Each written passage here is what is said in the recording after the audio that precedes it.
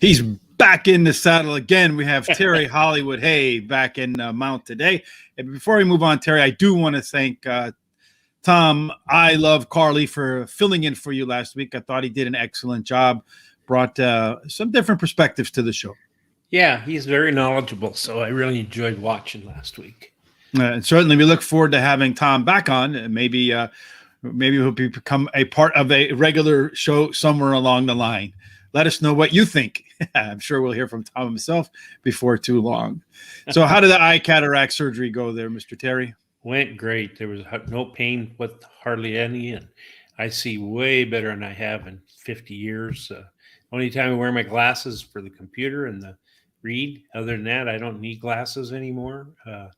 It just was not a bad thing at all. It was really worked out really well.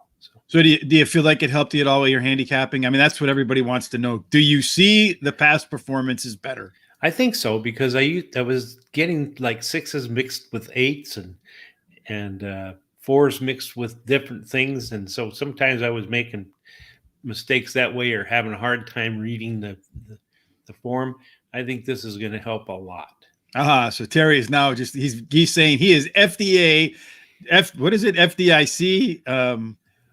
insured picks from Terry coming now. Guaranteed pick 4 day after day. Of course, nothing is guaranteed. It's just a joke, folks. No, I wish I could get a pick 4 every day. Well, we had been on a run, and I think I messed it up because whenever I screwed up the slides, we won. And then last week I started getting really efficient at putting the slides together. And unfortunately, with the perfect slides came imperfect pick 4s. So hopefully we can get back on that winning streak to start off this week at Thistledown. But before we get to that stuff, let's talk a little bit about some weekend news. I think one of the biggest stories for me, at least, is we have Jersey Joe Bravo, who's now California Joe Bravo, out at Del Mar, getting his 5,500th win. I think Joe has kind of been like one of those, if you invest in the stock market, he's kind of like an undervalued stock. He's always delivering, pays good dividends, but doesn't really catch the headlines like some of the bigger name jockeys. Yeah, it's very interesting too. You know, he's a mainstay at Monmouth Park, and he elected not to ride there because of the new whip rules, and he's been there for a long time. He's won a lot of riding titles there. So, and a matter of fact, in his career, he's won 22 riding titles. Major wins came though early in the 1994. He moved to Del Mar, and actually he's not doing bad. I think he's in about 6th place in the standings. He's won 5 out of 31 races. So. Yeah, I think he has one of the highest winning percentages out there too. So he's doing pretty well out there. I mean, he is an undervalued, like I say, he's like an undervalued stock that continues to pay dividends for those who back him. 5,500 wins, that's no small mark. No, it's not. It's really hard to get to that. A lot of people are happy to get to 3,000. I rode a horse once. I was happy to get off him, let alone get to the finish line first. It was just one of a terrible experience. It can be scary, that's for sure. I had one run away with me when I was about 9 years old, and somebody had to catch the horse and stop it. So must have been a fast person if they could catch a horse. Well, the horse was slow. To me, it was fast, but it was pretty slow. Maybe it was the jockey. It might have been. He was trying to drag me off under trees. So no fun. Yeah, like I said, I've been on one. I was an adult 5-6 years ago. It was an old man horse that didn't want anything to do with a fat old guy sitting on top of him. But in any case, speaking of winning, there was a couple horses that made the Breeders' Cup. The Breeders' Cup this weekend. Let's start with Dr. SCHIVEL. Where did that go? Dr. SCHIVEL. I pressed the wrong button there. Anyway, Dr. SCHIVEL.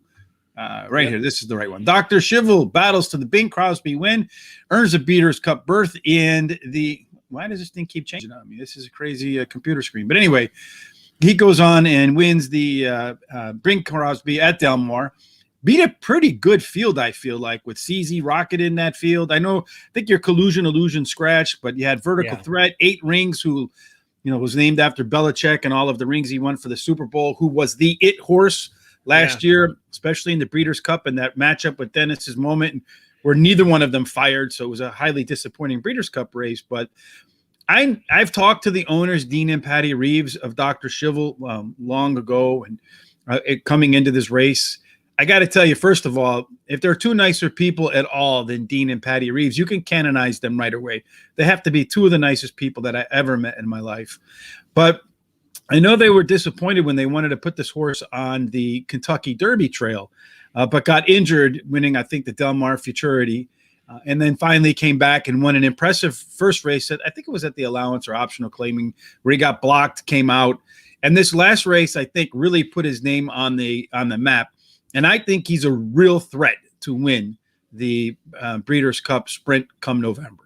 Oh, I agree with you there. I think it's probably should be the favorite right now.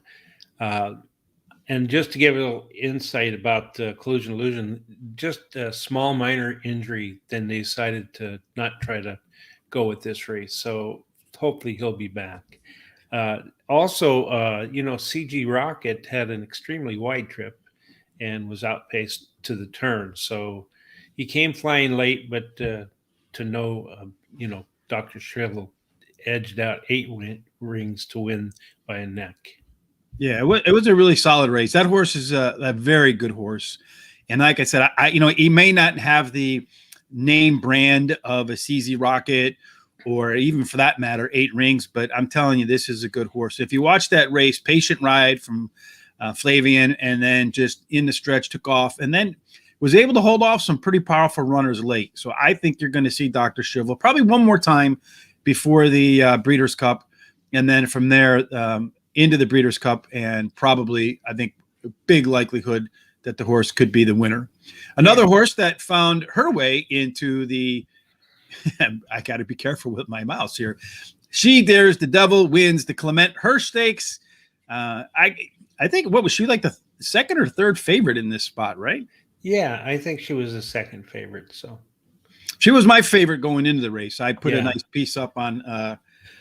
I put a nice piece up on that this past weekend. Actually, I picked both Dr. Schivel and She Dares the Devil in my write-ups, and they both won. But I think maybe some scratches might have helped She Dares the Devil. But the reality is, She Dares the Devil is a threat to win every single time she gets on the track. Oh, yeah, she's a very nice mare. And, she trained by Brad Cox. And, of course, like you said, win and you're in. And so she's in for the distaff at the Breeders' Cup and ridden by Florent Tureau. She came out well from the outside post in the 5-horse field and quickly angled into a good position for third, just outside of Venetian Harbor, which enabled her to go on to win the race. Yeah, I figured Venetian Harbor would fade a little bit because that's been her MO. Yeah, I agree with Tom here. She proves she's not a horse for the course at Churchill.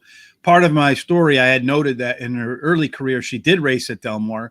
I think in 2 spots, had a 4th and a 3rd. So getting out to Del Mar, where they're going to have the Breeders' Cup, getting the win there, I think that adds a ton of confidence for that team that she will perform very well again in the Breeders' Cup distaff, although it's going to be probably a much deeper field. So, there's a lot of things that can happen with more than 5 horses on the track.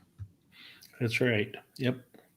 All right, Terry. So this is your favorite moment of the day. You always tell me, Rich, I need to talk about my best bets. All right, Terry. So we're at Thistledown today. We figured we start Monday off with a track that's running right now. So tell us a little bit, because you better hustle up, because this race might be a few minutes to post. Yeah. Well, in the 3rd race, I like the 3rd race at Thistledown, and I like the number 2, Mr. Lightning Boy. He likes the distance. He finished 69% of the time in the money and won 36% of those races at this distance. He has a horse for the course, finishing 81% of the time in the money, winning 33% of the races. In addition to that, he has the fastest speed among today's starter. And then I like number 5, Highland Park Hero, has the highest speed rating at today's distance, and he finished 66% of the time in the money in his career, winning 21% of the races. And then number 4, Undercover Lover, is dropping in class today after being claimed. He stretches out to 6 furlongs. That's a distance that I think he likes better. And I wanted to get a little recap about my weekend picks. Unfortunately, the scratch gods have been getting me. On Saturday at Saratoga, my first pick and my third pick were scratched. Second pick didn't do anything. Yesterday, lead guitar at Woodbine in the 9th race was scratched, which was my first pick. But my second pick, Jeannie B, went on to run second, only beating the nose and paid pretty decent, 730 to place and 310. And my third pick ran third and a change out of control. So, well, maybe trainers should start paying you not to pick the horses so they don't scratch.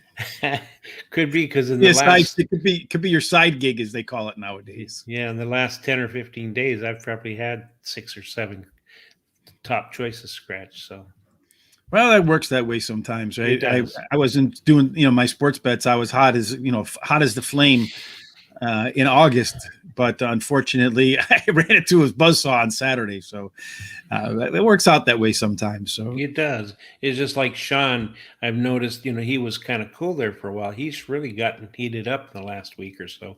He's been doing very well. So let's talk about what people come to see. Terry, our pick fours. We're going to trademark this one, the hot dog pick four.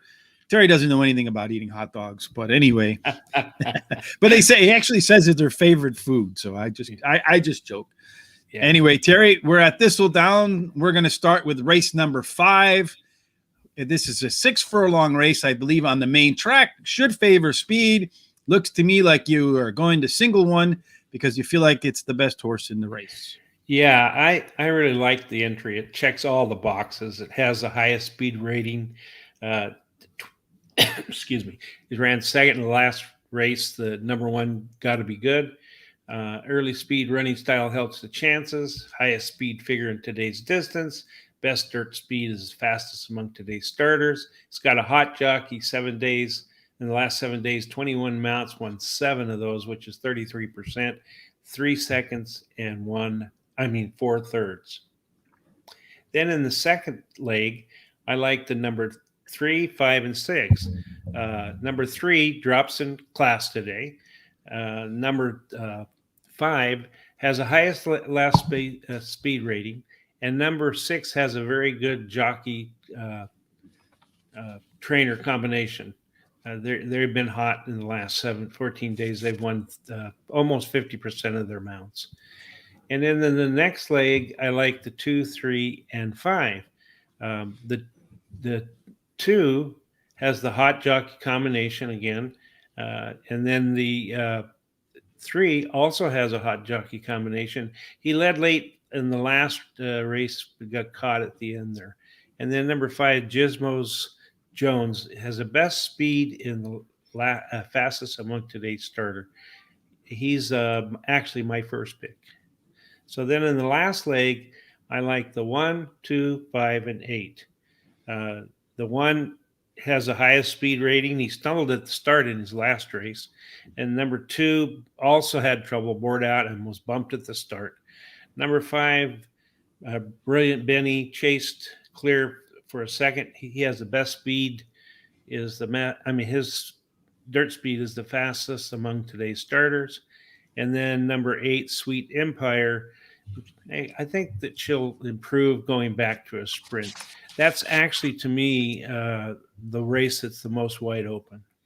Yeah, I agree with you. That last race, I didn't really know what to do with it. I was thinking about breaking out the Terry all button, to be honest with you, but I couldn't figure out. So I kind of built my ticket where I put the first 3 legs in and then figured out how much the maximum I could put on the hot dog ticket. So I agree with you. I like the 1A and a 1A entry in race number 5, Terry.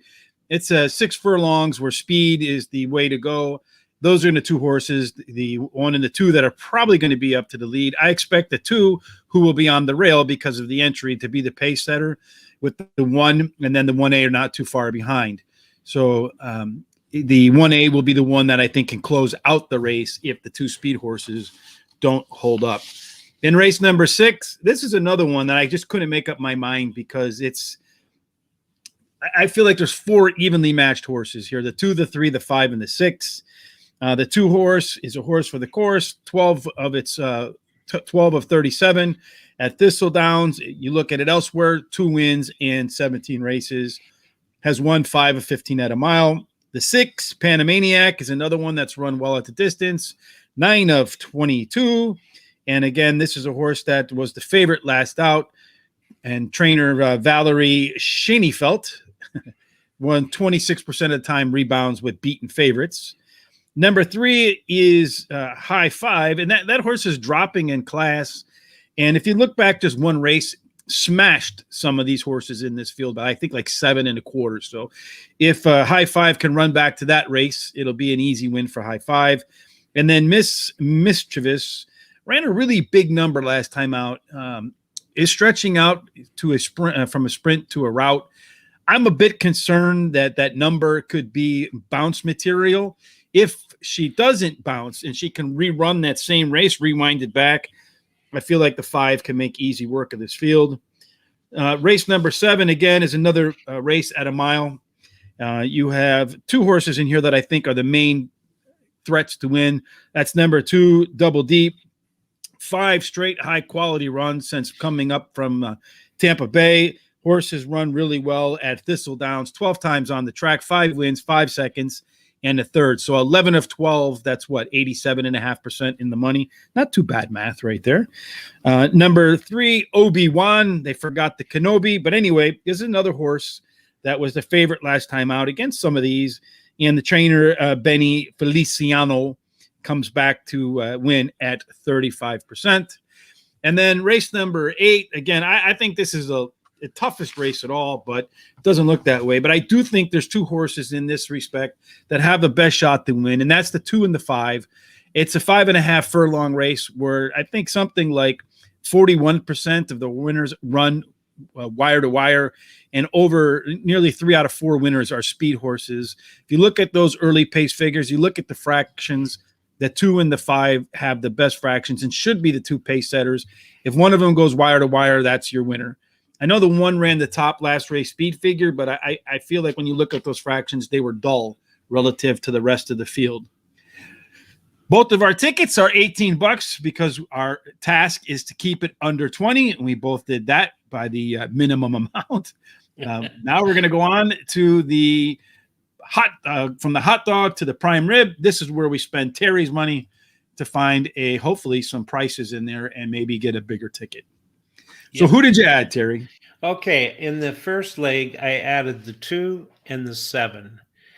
Penny Shots has the highest last speed rating, 21%. Trainer wins at 21% when it's the third off the layoff. Ran second in the last race, earned an early speed running style helps the chances, and the highest speed figure at today's distance. Also has the best dirt speed at today's starters. He's got a hot jockey combination. Hot jockey again. And then I added the 7, Attitude. He has a nice early running style, which will help his chances.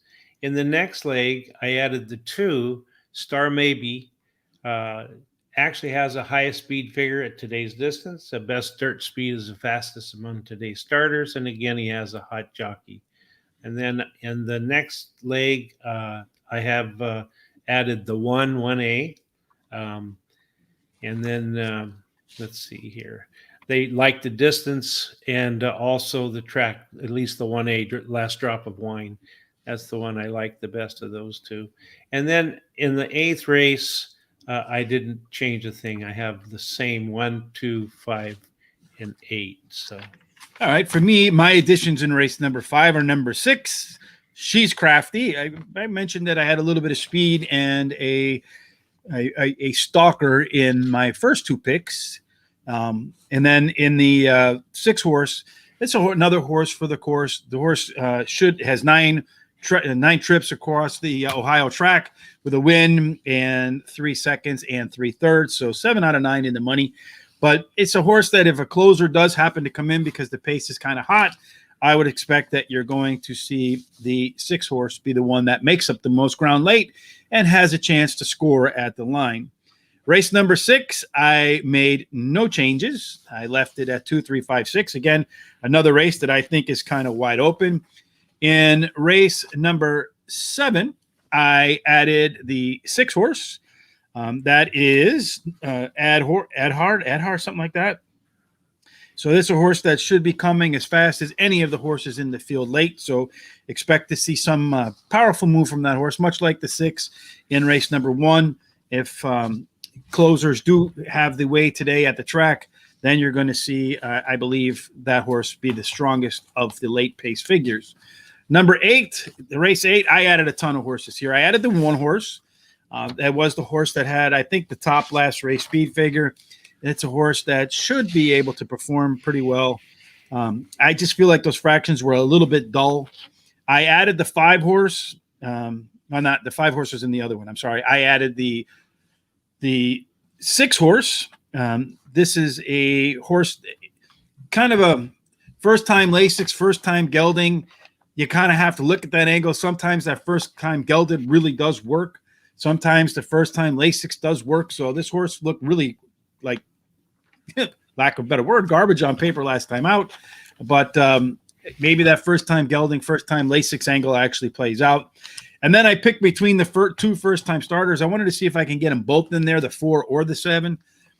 I don't think there's much difference between the 2, but I do like the 7's workouts. They were a little bit faster than the 4 horses workouts were. So if workouts translate to the track, Terry, then the 4 horse, the 7 horse should be faster than the 4 at a distance that favors speed. Again, here's our hot dog pick 4. You can see Terry went 1 deep in the first with the 1.